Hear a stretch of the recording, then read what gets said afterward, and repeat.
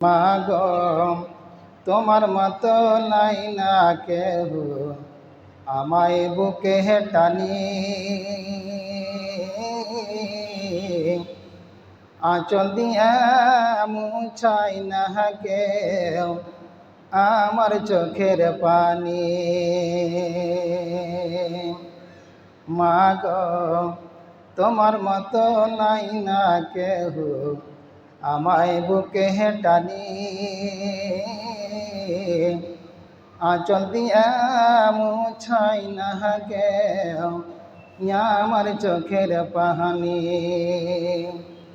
চলে গেলে কোন জায়গায় আমায় লীলা, পথে পড়ে কাঁদি মাগো নাই যে ঠিকানা। চলে গেলে কোন জায়গায় আমায় লীলা, পথে পড়ে কাঁদি মাগো নাই যে ঠিকানা। মাগো তোমার মতো নাই না কেহ আমায় বুকে টানি, আঁচল দিয়া মুছাই না কেউ আমার চোখের পানি। ওয়ানা ধরে কাটে মাগো আমার জীবন, ভাগ্য সে রইল বাবা দূরে এখন। মাগো তোমার মতো নাই না কেহ আমায় বুকে টানি, আঁচল দিয়া মুছাই না কেউ আমার চোখের পানি। জীবন আমার যায় যে কেটে একটু ভাবনি, হাইরে মা জাননি।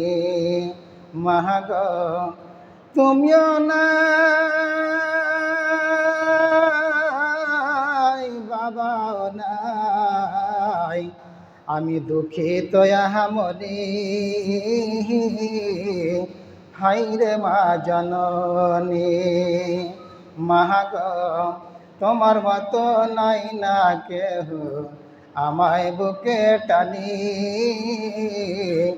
আঁচল দিয়া মুছাই না কেউ আমার চোখের পানি।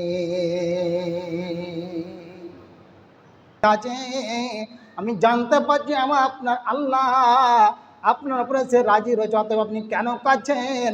এ কানার কোনো সে কারণটা বুঝতে পারলাম না। আমর বিন আসের ছেলে যখন কথা প্রশ্ন যখন করলো তার আব্বাকে, তখন বলছে কি জানেন? তখন সে আমর বিন আস যখন বলছে, বেটা রে, ওরে আমার কলেজার টুকরা শুনে নাও, সুনামার মানিক আমার, ওরে আমার হৃদয়ের টুকরা নয়নের পুতলি, যে আমার চোখের পানি এই জন্য অজার নয়নে ঝরঝর ঝরঝর করে পড়তে আছে, এই জন্য চোখের পানি আমার বইছে। যে চোখের পানিতে আমার সে ঠ্যাগ ধরে না, বেটারে আমার জীবনে তিনটা আমার ধাপ যে পেরিয়েছে বেটা, আমার জীবনে আমার তিনটা স্থল যে পেরিয়েছে বেটা। সেটা তিনটা স্থল হলো কি বেটা আমার, তুমি শুনে নাও, যে এই যে মদিনার বুকে এসে সবচেয়ে আমি সেরা দুশ্মন, যদি আমি সবচাতে সেরা দুশ্মন, আমি সবচাতে আমি সে কাপড় আমি সেরা দুশ্মন ছিলাম। এই জন্যে যেই জন্য ছিলাম, যে কতগুলো আমি সেই দুশ্মন ছিলাম, নাবির আমি সূত্র ছিলাম। আমি যেখানে নবীকে আমি পেতাম সে আনাচে কানাচে আনাচে কানাচে গলিতে পাঙ্কাতে, আমি মদিনার কোলে কোলে বাগানে বাগানে বাগানে মানে আমি চিৎকার করে ঘুরে বেড়াতাম। আমি নাঙ্গা তাহলে আমি সে ঘুরে বেড়াতাম, আমি নবীকে কখন পাবো রে, আর নবীর কখন আমি তার মুন্ডিখান কেটে আলাদা করে দিব। আমি যতটুকু সময় দিয়েছি বেটা আমার, তো অতক্ষণ পর্যন্ত এই মদিনার বুকে মক্কার বুক কেন মানে কেউ মানে দুশ্মন সারা দেয়নি। আমি সব উচ্চতা আমি সে নাবির, আমি সে সবচেয়ে আমি সে বড়, আমি সে সূত্র, আমি সে জালিম ছিলাম। কোচে সবচেয়ে আমি কি ছিলাম? আমি সবচেয়ে সেরা দুশ্মন ছিলাম, যে নাবিকে কখন পাবো আর কখন তার ধর থেকে মুড়ি খাটাকে আলাদা করে দেবো, আমার কাজই ছিল এটা। বেটা আমার, আমি এতগুলো আমি সব পরিশ্রম করেছিলাম, আমি অন্যদিন আনাচে কানাচে ঘুরতাম, নবীকে কখন দেখতে পাবো রে, নবী আমার কখন সে কোন সাইডে যখন চলবে আমি সে লুকিয়ে লুকিয়ে আনাচে কানাচে লুকিয়ে থাকতাম আমি। এবার দেখা গেল কি হঠাৎ যখন একটা আমার দিয়ে ধাপ যখন পেরে গেছে, একদিন হঠাৎ আমার রাসূলুল্লাহ সাল্লাল্লাহু আলাইহি ওয়াসাল্লাম আমাকে বলছেন, এ কথা বলছেন যে ও আমর বিন আস রে, তোমার মতো কি চালাক ছেলেটা এই কথা কোনোদিন কি বুঝতে পারলে না, জানতে পারলে না, কোরআন কি জিনিস কি বুঝতে পারলে না। হাদিস অবস্থিত শ্রদ্ধেয় সম্মানীয় আজকের জুমা মসজিদের মুসাল্লিগণ, ভাই ও আব্বাজানেরা ও সর্বগৃহে আল্লাহ রাব্বুল আলামিনের কৃতজ্ঞতা জ্ঞাপন করি, যিনারই তারিফ এবং প্রশংসা করে কোনো শেষ নাই। তারপর আকাইদ জাহান সারা বিশ্বের নবী শরীফুল শিরোমণি নবী আহমদ নবী মুহাম্মদ রাসূলুল্লাহ পড়েন সবাই সাল্লাল্লাহু তাআলা আলাইহি সাল্লাম, তিনার উপর শত শত দরুদ ও সালাম অবতীর্ণ হোক। আল্লাহুম্মা সাল্লি আলাইহি ওয়া বারিক আলাইহি সাল্লাম। ভাই মুসলিম সমাজ, আমি আপনাদের সম্মুখে আল কোরআন থেকে ছোট্ট দুটি আয়াতের কারিমাকে তেলাওয়াত করেছি। ইনশাআল্লাহ রহমান এই আয়াতকে সামনে রেখে আর কিছু সান্নেজেল বলে আমার বক্তব্য দিতে আনবো, আমার তৌফিক ইল্লা বিল্লাহ। আজকে যে আপনাদের সম্মুখে আমি বিষয়বস্তু তুলে ধরেছি, মানুষ যখন সে মারা যায় তো মারার আগে আগে কিছু কিছু মানুষকে মানে ওসিয়ত করে। একটা হলো ওয়াজ, একটা হলো তজ, একটা হলো ওসিয়ত, আর একটা হলো নসিহত। তো ওয়াজ যখন সে করানো হবে মানুষের সমস্যা কোনো, যদি ওয়াজ মাহফিলে জালসা জুলুসে কিছু ওয়াজ করা হয় তো ওয়াজ বলা হলো। তজ হলো মানে যখন মানুষকে শুনবে, মানুষের পায়ে তাল মেরে মেরে তাকে শেখাতে হবে, বুঝাইতে হবে। ওয়াজ তজ, একটা ওসিয়ত, আর একটা হলো নসিহত। এবং দেখা গেল কি মানুষকে যে কিছু কিছু ভাবে মানুষকে মানে ওর বাপ কিংবা ওর মা ওর ভাই এগানা বেগানা কিছু ওসিয়ত করে যে বাবা ওই বংশের সাথে মিলিস নেখো, কারণ ওই বংশ কোনোদিন আমাদের সামনে খাপ খায় না, কোনোদিন মিলে না, ঝগড়া দ্বন্দ্ব সৃষ্টি করে থাকে, বিপদ লাগিয়ে থাকে, ওটা তাকে মিলতে হবে না।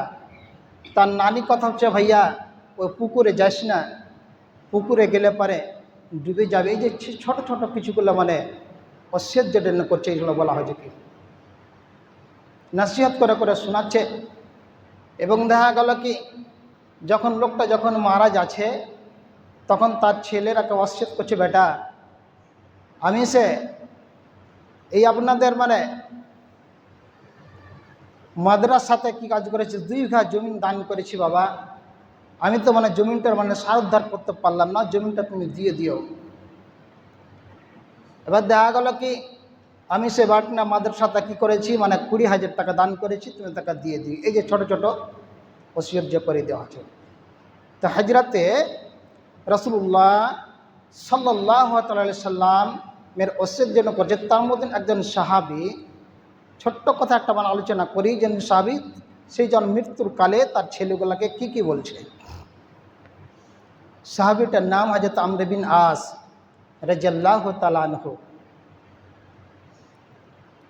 ও যখন তার কাজ ছিল কি, মানুষ যখন কোনো জায়গাতে মনে করলেন যে নতুন টলাতে হোক, হ্যাঁ আরও হবে কি সাজাতে হোক, আরও কোনো কোনো জায়গাতে যখন মানুষ যখন সে মরতে যখন বসত, তার কাজ ছিল কি ও মানে সামনে যেত আর যা বলতো তাকে যে ভাইয়া মতের মজাটা কেমন, মত কি জিনিস, আর মতের আকার আকৃতি কি, মত কাকে বলে, এরকম মানে তার ঘুরঘুর করে মানে দিন মান শেষে ঘুরতে থাকতো। তার কাজই ছিল এটা যে মদ এমন একটা মদ এমন একটা জিনিস, মদ এমন একটা পিয়ালা, মদ এমন একটা রসগোল্লা যে এই রসগোল্লা কেউ না খাওয়াতে পৃথিবীতে থাকতে পারবে না, সবকে খেতে হবে। মদ এমন একটা জিনিস। তো হযরতে আমর বিন আস রাদিয়াল্লাহু তাআলা আনহু তার কাজ ছিল এসবগুলা দেখভাল করা। মানুষ কেউ অসুখে পড়তে ঘুরতে থাকতো। এবার আমর বিন আস রাদিয়াল্লাহু তাআলা আনহু এবার দেখা গেল কি তার কিন্তু মতের সময় কিন্তু ঘনিয়ে এসে গেছে। যখন সে এসে গেছে নিয়ে আসার পর তখন তার সঙ্গের সাহালীরা ডাকা বলছে, বাবু আমার, ধন আমার, কলেজের টুকরা আমার, মানিক আমার, তোমরা শুনো রে যে ওরে আমার সঙ্গের সাথীরা, ওরে আমার সাহালীরা, তোমরা আমার সামনে একবার আমার একদিকে এসে যাও। যে আমি তোমাদের কাছে আমি দীর্ঘদিন ধরে আমি বসবাস করলাম, আমি দীর্ঘদিন ধরে আমি সে চলাফেরা উঠা বসা করলাম।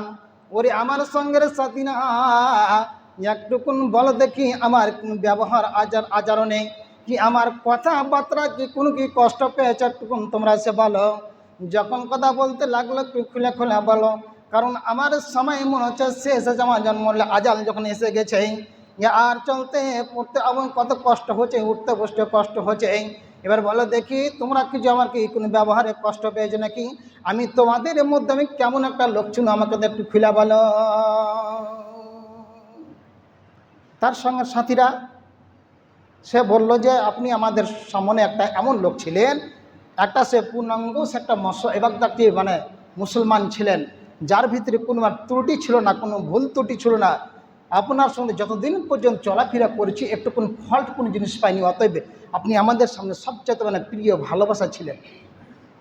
যখন কথা বলা হলো, আমর বিন আস রাদিয়াল্লাহু তাআলা আনহু যখন কথা শুনল, এবার সে বালিশটাকে বুকে চেপে ধরে যখন ফেপড়ে যখন কাঁদতে শুরু করে দিয়েছে, এবার তার সামনে তার ছেলে বলছে, আব্বা জান, আপনি কেন কাঁদছেন, আপনি কেমন হতাশা করছেন, আমি কিছু বুঝতে পারি না, হতাশার কারণ কি জানতে পারি না, কেন আপনি এসে কাঁদছেন, কি ব্যাপার? কারণ যে আপনার নামের সাথে রাদিয়াল্লাহু তাআলা আনহু লিখা